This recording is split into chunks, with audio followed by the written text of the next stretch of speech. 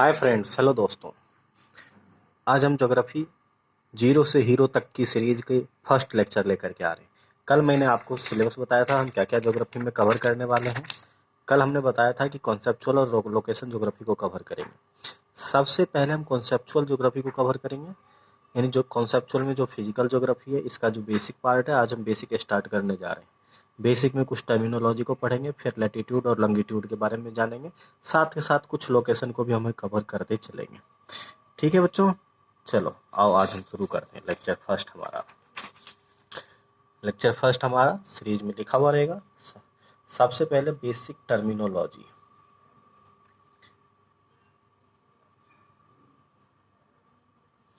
कुछ महत्वपूर्ण बेसिक शब्दावलियां जो ज्योग्राफी में काम आएंगी, जैसे विषुवत रेखीय तल क्या होते हैं। विषुवत रेखीय तल, इसके बारे में हमें पढ़ना है। हमारा विषुवत रेखीय तल क्या होता है। आप जानते हैं पृथ्वी हमारी स्फेरिकल होती है।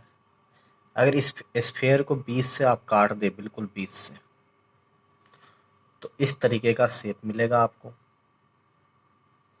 ये वाला जो तल है, इसी तल को हम विषुवत रेखीय तल कहते हैं। विषुवत रेखीय तल। जिनको लिखना है बच्चों लिख लो। ऐसा तल जो पृथ्वी को दो बराबर भागों में बांटती है, उसे विषुवत रेखीय तल कहते हैं। इसे इंग्लिश में आप कहेंगे equatorial line. That line, they are divided earth into two equal part is called equatorial line, and that plane is known as equatorial plane. These plane is known as equatorial plane. These line is known as equatorial line. ये line विषुवत रेखा कहलाएगी, और ये जो तल है ये हमारा विषुवत रेखीय तल कहलाएगा। समझ में आया बच्चों, कोई दिक्कत? ठीक है, अब हम दूसरे इंपॉर्टेंट पॉइंट पर जाते हैं। अब हम पढ़ेंगे अक्षांशीय कोण के बारे में। अक्षांशीय कोण क्या होते हैं? अक्षांशीय कोण। अक्षांशीय कोण का अर्थ होता है पृथ्वी की सतह पर स्थित किसी बिंदु ए को, जैसे मान लेते हैं हम कोई ये पृथ्वी की सतह है हमारा, इस पर कोई बिंदु ए है, तो अक्षांशीय कोण का अर्थ होगा कि जो हमारा इसका सेंटर है अर्थ का, इस सेंटर से इस पॉइंट को मिलाने के बाद विषुवत रेखा से दो जो कोण बनता है, उसी कोण को हम अक्षांशीय कोण कहते हैं। अक्षांशीय कोण कहेंगे। डेफिनेशन लिखना हो बच्चों तो आप लिख लो। अक्षांशीय कोण से तात्पर्य है कि पृथ्वी की सतह पर स्थित किसी बिंदु ए को केंद्र से मिलाने वाली रेखा तथा विषुवत रेखीय तल के मध्य बने कोण को हम अक्षांशीय कोण कहते हैं। ठीक है बच्चों, कोई दिक्कत? तो आप इस आधार पे देख सकते हैं, यदि जब ये आपकी सेंटर से इस वाली जो लाइन होगी, ये लाइन हमारी कहलाएगी, ये लाइन हमारी कहलाएगी विषुवत रेखा। अगर इसी के साथ हमारा कोई पॉइंट ए है हियर, तो यहाँ आप देख सकते हैं दोनों पैरेलल है, यानी हमारी थीटा 0 डिग्री होगी, अर्थात विषुवत रेखीय तल को 0 डिग्री अक्षांश भी कहेंगे। विषुवत रेखीय तल को 0 डिग्री अक्षांश कहते हैं। यदि मान लेते हैं कोई पॉइंट यहाँ है जिसकी एंगल 30 डिग्री है, तो ये 30 डिग्री अक्षांश कहलाएगा। तो बच्चों आप देख सकते हो क्लियरली कि ये मैक्सिमम कितने होंगे? 90 डिग्री होंगे। कितने होंगे? 90 डिग्री। अब हम अर्थ को अभी हमने दो पार्टों में डिवाइड किया, एक हमारा अपर पार्ट, एक हमारा लोअर पार्ट। जो ये ऊपरी पार्ट है इसको हम कहते हैं उत्तरी अक्षांश यानी उत्तरी अक्षांश, और इसको हम कहेंगे दक्षिणी अक्षांश। उत्तरी अक्षांश में भी हमारी 0 डिग्री से स्टार्ट होकर के 90 डिग्री नॉर्थ होगा। सिमिलरली दक्षिणी अक्षांश में भी हमारे 90 डिग्री दक्षिणी अक्षांश होंगे। जो 90 डिग्री उत्तरी अक्षांश हैं तथा 90 डिग्री दक्षिणी अक्षांश हैं, ये पॉइंट होते हैं जिन्हें हम ध्रुव कहते हैं। यह हमारा उत्तरी ध्रुव कहलाएगा और ये पॉइंट हमारा दक्षिणी ध्रुव कहलाएगा।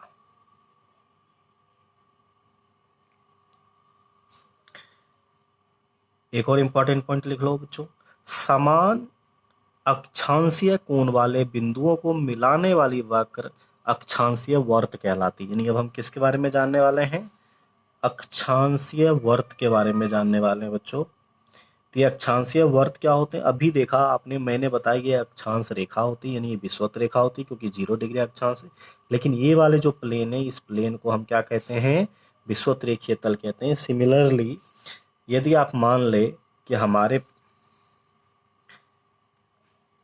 पास ये अर्थ का कोई ये पॉइंट ए है जो विषुवत रेखीय तल से 10 डिग्री का कोण बना रहा है, तो ये सभी जगह ऐसे एक पॉइंट होंगे जो विषुवत रेखीय तल से 10 डिग्री बनाएगा। इसी हम वर्त को अक्षांशीय वर्त कहते हैं। इसी वर्त को हम अक्षांशीय वर्त कहते हैं। ठीक है बच्चों, कोई दिक्कत? कोई भी समस्या हो समझने में कॉन्सेप्ट का तो आप कमेंट सेक्शन में कमेंट डालना, ताकि नेक्स्ट वीडियो में आपकी प्रॉब्लम को सॉल्व करा दी जाएगी। 2, 4, 5 क्लास आपको ध्यान से पढ़ना है। ये बिल्कुल बेसिक कॉन्सेप्ट है। इसके बाद ज्योग्राफी आपको इजी लगने लगेगी, बहुत आसानी से आप ज्योग्राफी समझने लग जाएंगे। ऐसे करके आप अगर वृत्त बनाते जाएं तो एक वृत्त ये होगा, फिर ये होगा, फिर ये होगा। जैसे जैसे आप देखेंगे कि हम विषुवत रेखीय तल से ध्रुवों की ओर जाते जाएंगे तो वर्त का आकार छोटा हो जाएगा। सबसे बड़ी वर्त, सबसे बड़ी अक्षांशीय वर्त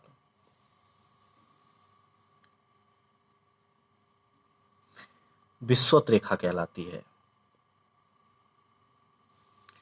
या विषुवत रेखीय तल कहलाती है। विषुवत रेखीय तल या इसी को नॉर्मली रेखा भी कहते हैं। ये वास्तव में एक वर्त होता है, रेखा नहीं होता है। ठीक है बच्चों, अब हम देख सकते हैं विषुवत रेखा से जैसे जैसे हम ध्रुवों की ओर जा रहे हैं हमारे वर्त का आकार क्या होते जाता है? छोटा होता जाता है, अर्थात अक्षांशीय त्रिज्या घटती है। विषुवत रेखा से, लिख लो पॉइंट बच्चों, विषुवत रेखा से ध्रुवों की ओर जाने पर अक्षांशीय वर्त की त्रिज्या कम होती जाती है। अब कह सकते हैं कि हम पढ़ाई क्यों कर रहे हैं अक्षांश की?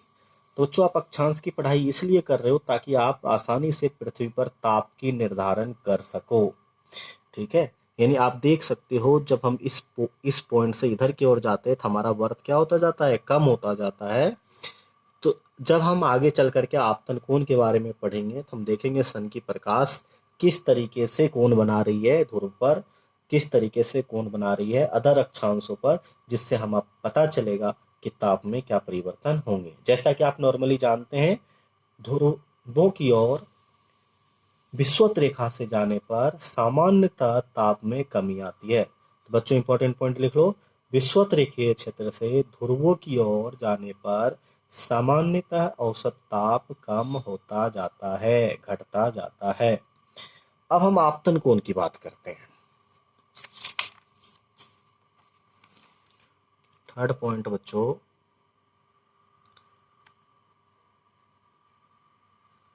आपतन कोण के बारे में बात करते हैं। आपतन कोण के बारे में पढ़ते हैं। आपतन कोण क्या होता है? आपने पढ़ा होगा फिजिक्स में, अकॉर्डिंग टू फिजिक्स, आपने फिजिक्स में पढ़ा होगा कि ये अभिलंब कहलाते हैं। 10th क्लास में है ऐसा। तो अभिलंब के साथ बनने वाले आपतित किरण की अभिलंब के साथ बनने वाला कोण आपतन कोण कहलाता है। वहीं यदि हम ज्योग्राफी में बात करें तो ज्योग्राफी में सतह के साथ बनने वाला कोण आपतन कोण कहलाएगा।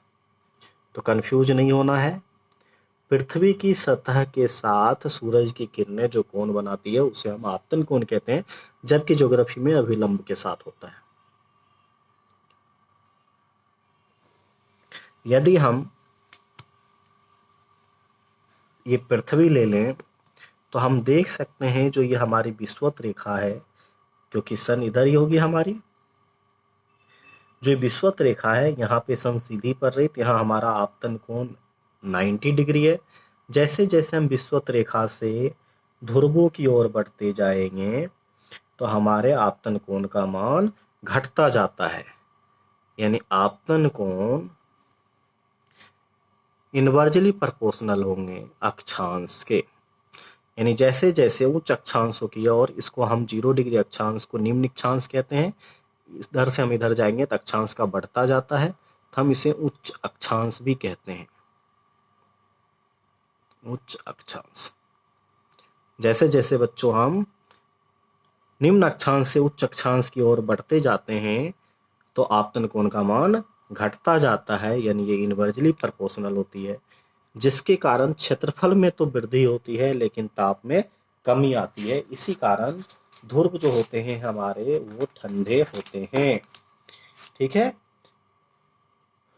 लिख लो बच्चों। विषुवत तल से ध्रुवों की ओर जाने पर सूर्य की किरणों का पृथ्वी की सतह के मध्य बना कोण कम होता जाता है। इसी कम होते हुए कोण को हम आपतन कोण कहते हैं, जो अक्षांशों पर निर्भर करता है। अभी आपको बताया गया था, जिसके कारण तापमान में क्या आती है, कमी आती है।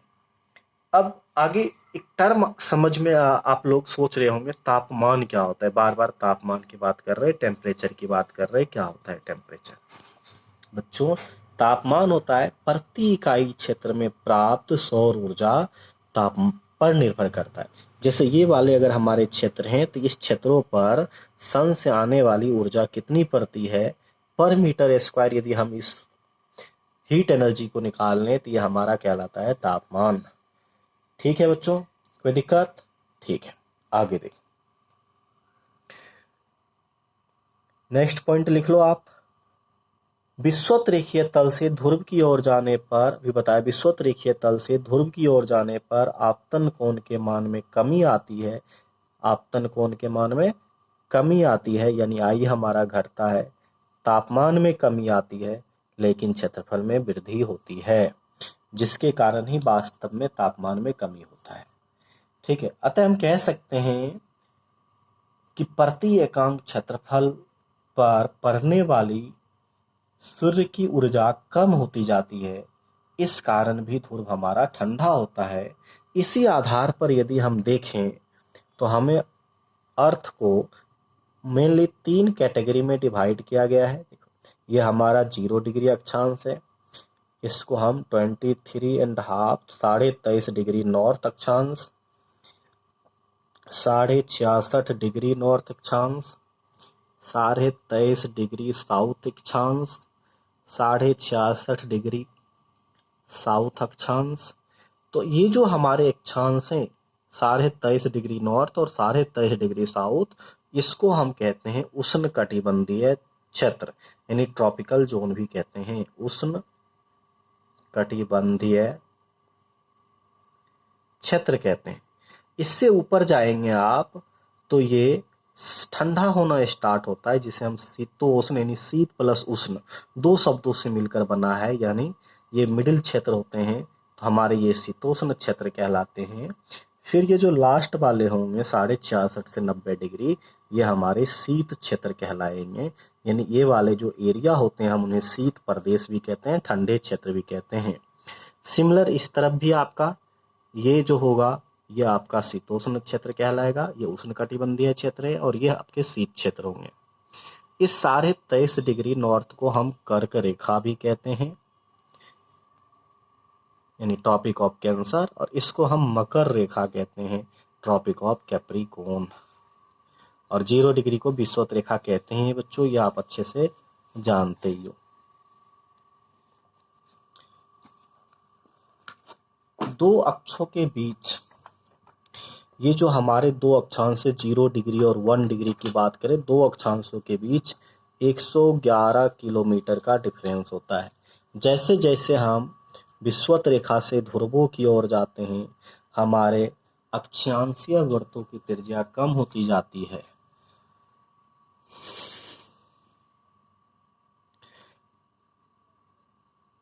अगले क्लास में बच्चों हम देखेंगे कि जो हमारा Tropic of Cancer, Tropic of Capricorn and equatorial line, यानी ये सारे अक्षांश किन किन क्षेत्रों से होकर के गुजरती है भारत में या भारत के बाहर पूरी दुनिया में, उसका अध्ययन करेंगे। यानी लेक्चर 2 हमारा इस पर बेस्ड, अक्षांशों पर आधारित क्वेश्चन के होंगे तथा मैपिंग के होंगे। धन्यवाद बच्चों। यदि किसी प्रकार की कोई समस्या लगे तो आप कमेंट करें, शेयर करें, सब्सक्राइब करें तथा लाइक करें। अधिक से अधिक बच्चों को लाभ पहुंचाने की कोशिश करें।